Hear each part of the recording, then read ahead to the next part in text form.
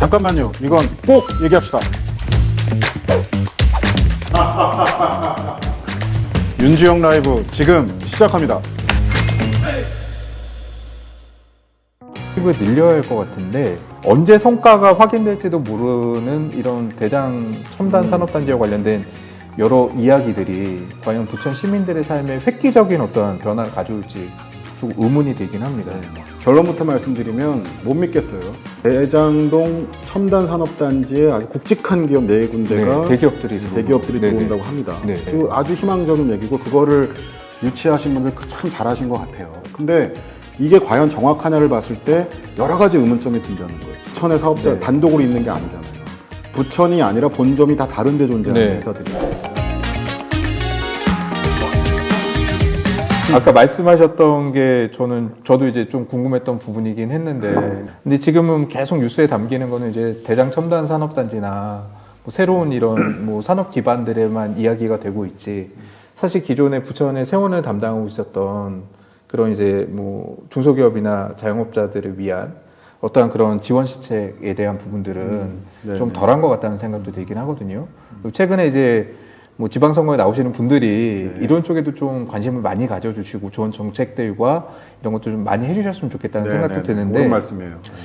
사실 그 세원 발굴을 또 담당하시는 또 공무원, 공적 영역의 공무원분들도 계시잖아요. 거시적으로 세원의 어떤 정책에 의한 행정의 어떤 선도적 기능에 의한 세원의 확대 이런 것도 중요하고 이제 그런 맥락에서 지금 우리가 대장 산단의 예를 들어가지고 얘기를 했던 거고요. 그리고 공업지역에 대한 관리 방안, 발전 방안, 유지 방안 이런 것도 같이 고민해야 된다. 그러니까 부천의 아주 코어가 됐던 산업 기반 지역이니까 그거를 종합적으로 설계해야 된다. 이제 그런 쪽으로 가닥을 잡더라도 민간의 힘을 좀 도움을 받더라도 정확하게 해나가자. 정치적 풍향에서 흔들리지 말고 이 얘기 꼭 드리고 싶고 지금 질문하신 내용처럼 결국은 우리 민간 기업을 예를 들면 가장 우대받는 조직의 하나가 누굽니까? 영업 조직이잖아요. 그렇죠? 예.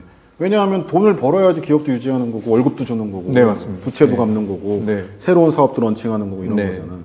제가 시청에 감사관 근무하면서 가장 참 차이를 느꼈는 게 바로 그런 점이에요. 물론 행정 조직이 갖고 있는 기본적인 기능 차이 때문에 발생하는 거지만 지방 공무원들이 직렬이라는 게 있어요. 행정 직렬이 있고 세무 직렬이 있어요. 기술 직렬이 있고 토목 건축 뭐 이런 기술 직렬에 토목 건축 뭐 등등 여러 가지가 있는데 어떻게 도시 기능에서 가장 기본을 차지하는 게 행정 직렬들이 합니다. 그 일을.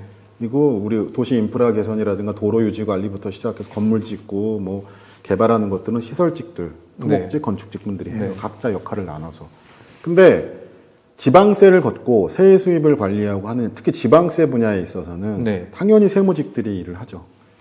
세입을 창출하는 지방세를 관리하고 세원을 발굴하고 세원을 관리하고 이런 분들이 조직에서 갖고 있는 위상이 민간 조직의 민간 기업에 비해서는 차이가 많이 난다는 거지. 그러니까 그분들의 발언권이 높지 않고요.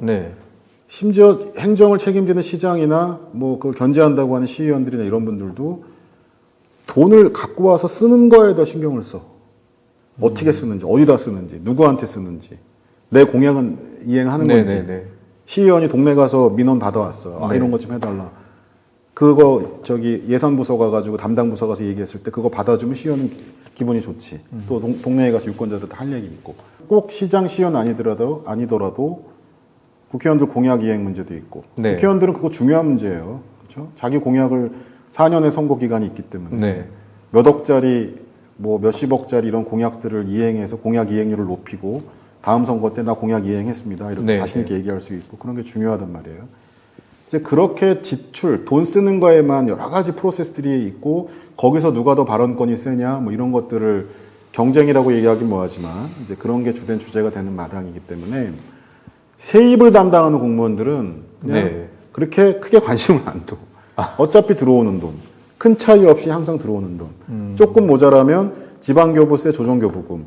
지방교부세라는 거는 어떻게 교부가 되냐면 재정력 지수라는 게 있어요. 분모에 뭐가 들어가냐면 재정 수요.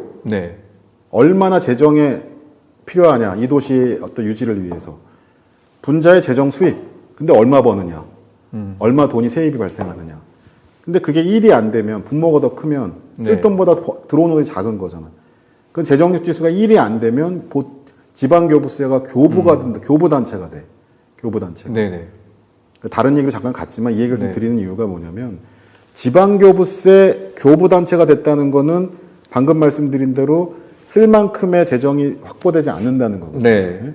돈이 없다는 얘기. 예, 불교부 단체가 좋은 거예요. 성남 화성은 불교부 단체예요. 지금 여전히. 돈을 안 받아도. 안 받아도 지방교부세 안 받아도 네, 네. 나라 입장, 중앙정부 행안부 입장에서는 기재부나 이런 쪽 입장에서는 여기 성남 화성은 중앙정부에 돈 안 줘도 돼? 네, 네. 고마운 도시지. 다른 데 쓰잖아요, 그 돈을. 근데 불교부 단체는 그렇고 교부 단체는 돈이 모자라면 당연히 우리 국세도 많이 내니까 국세와 지방세 비율이 8대 2란 말이에요. 8대 2. 지금 7대 3으로 줄이자는 얘기를 하고 있는데 지방세가 20%밖에 안 돼. 전체 나라 세수 중에.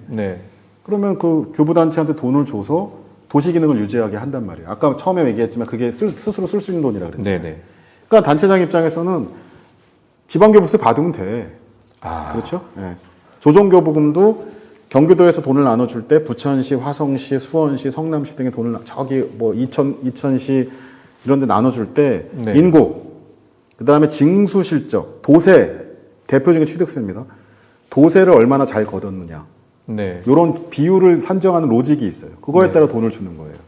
그러니까 버는 돈 입장에서는 어차피 지방교부세나 조정교부금이 들어오니까 돈이 모자라면 알아서 채워줘. 알아서라고 표현이 좀 뭐하지만 법에 의해서 법령에 의해 가지고 경기도나 중앙정부에서 중앙부처가 돈을 준단 말이에요. 그러니까 어차피 관심이 많지 않다는 거지. 이렇게 되니까 지방세를 크게 늘려야 되는 세일 수입을 크게 늘려야 되는 거에 대한 유인이 많지 않을 수도 있다는 거예요. 자, 이제 핵심으로 들어가면 제가 시청에 있는 동안 회의 많이 갔어요. 세입 확대 대책회의, 재정 개선 대책회의 많이 들어갔어. 그렇게 부천시 공무원들이 일 잘한다고 소문나 있는 공무원들, 인근에서 벤치마킹을 많이 오는 도시예요. 근데 대단히 실망스러웠던 게 달라지는 게 없어. 맨날 천편일률적인 얘기들이에요. 제목이 세입 기반 확대인데 밑에가 세수 증대 방안이 뭐 지방세 세입 기반 확대 예를 들어 이런 식이야. 조금 과장해서 얘기한다 그러면. 그리고 뭐 체납 관리 열심히 하고 못 받은 돈 열심히 받고 결손 처분 뭐 명확하게 하고 등등등 기업 지원 시책 해서 뭐 하고 뭐 이래. 그러니까 관심에서 또 설령 그런 거에 대해서 저기 좀 뭐 부족하다고 느끼고 좀 개선을 하겠다고 하는 공무원들이 의욕을 가질 만한 환경이 형성이 안 되는 거예요. 민간에서처럼 영업 나가서 뭐 표현이 그렇지만 접대도 열심히 하고 기획도 잘해가지고 이 브리핑도 잘하고 열심히 잘해봐. 그리고 잘 되면 성과금 줄게. 이러면 신나서 가잖아. 그 사람. 그렇죠? 우리 대표시니 그런 거 알 거 아니에요. 근데 여기선 시장이란 분이 그런 얘기 안 해. 괜히 이거 했다가 민원만 들어오고 이해관계자들한테 비판만 받고 승진에 도움도 안 되고 이러니까 어떻게 합니까? 그냥 말 그대로 표현이 복지부동이지만 그냥 하던 일 그대로 하는 거예요. 그러니까 세입이 늘만한 획기적인 얘기들이 나올 수 없는 거지, 그 입장에서. 제가 요즘에 보니까 그 중앙정부에서는 그 공무원분들의 새로운 시도를 했을 때 이제 실패에 대한 그런 이제 보상이나 보완 이런 것들도 지금 고민하고 계신 것 같은데 지금 회계사님 말씀 들어보면 지방정부에서도 지금 특히나 이제 세원 발굴이나 뭐 수입 증대를 위한 이런 좀 다른 그런 역할들과 노력들을 공무원분들이 해주시고 거기에 대한 성과보상 체계나 동기부여가 필요하다라고 지금 생각하시는 걸로 제가 이해합니다. 승진도 잘하고 칭찬도 받고 그런 문화가 형성돼줘야 되는데 적어도 제가 겪었던 시기 지금도 크게 달라지지 않았을 거라고 생각해요. 세입을 맡은 부서들한테 그렇게 그 또 세무직렬을 포함 또 행정직 중에서도 그 일하는 분들이 계세요. 그런 분들이 우대받는 조직이 아닌 거예요, 지금. 우대라기보다는 어쨌든 그 결과에 대해서 보상을 적절하게 받는 게 아닌 거고 그거에 대한 예로 있어요, 제도는. 예산 성과금 제도, 실적 가점 제도 이런 게 있습니다. 실적 가점도 주고 성과금도 줘요. 근데 그거는 그게 미치는 공무원들 사기 진작에 대한 영향보다는 승진이나 보직 부여에 미치는 다른 영향이 훨씬 크다는 거지. 상대적인 미치는 영향. 공무원의 기대치가 나는 그렇게 세입을 증대하고 세출을 절감하는 쪽에 일을 열심히 해서 그 결과로 보상을 받자라는 유인보다는 잘 나가는 부서에 가서 잘 나가는 부서장을 만나서 또 외부에서 좀 적당히 좀 나를 도와줄 만한 단체든 뭐 대표적인 게 뭐 향후회든 동양인 사람들이 모여있는 중심이든 저는 태어난 건 충청이고 처가는 호남이에요. 저는 그리고 서울서 자랐고 부천에서 지금 45년 살아오지만 그들한테가 그분들과의 관계를 잘 만드는 게 훨씬 중요하다는 게 현실적인 이유야 지금 상황이. 네. 그런 조직 문화를 바꿔줘야 되고 그 조직 문화를 바꿔줘야 되는 거는 바로 시장이 할 일이다. 아, 네. 예. 단체장 중에 의지가 정말 중요한 게 그런 조직 문화를 바꿔서 말씀드린 어떤 문제들을 해결하는 의지를 가져줘야 조직이 움직이고 네. 그걸 시도하려고 하는 분들도 왜 없었겠습니까 지금까지. 하지만 그런 시도 역시 마찬가지예요. 그걸 시도하는 시장이 조직 혁신을 시도하는데 그 혁신이 자기한테 가져다 줄 과실이 네. 정치적 유불리를 따졌을 때 꼭 유리하지만은 않기 때문에 하다가 포기하거나 하는 신용만 하거나 아예 하지 않거나 네. 이런 어떤 관행적인 것들이 반복되고 있다는 게 문제인 거죠. 뭐 말로는 무슨 얘기를 못 하겠습니다만 정말 제가 볼 땐 그게 네. 문제예요. 부천시 세입 문제도. 네.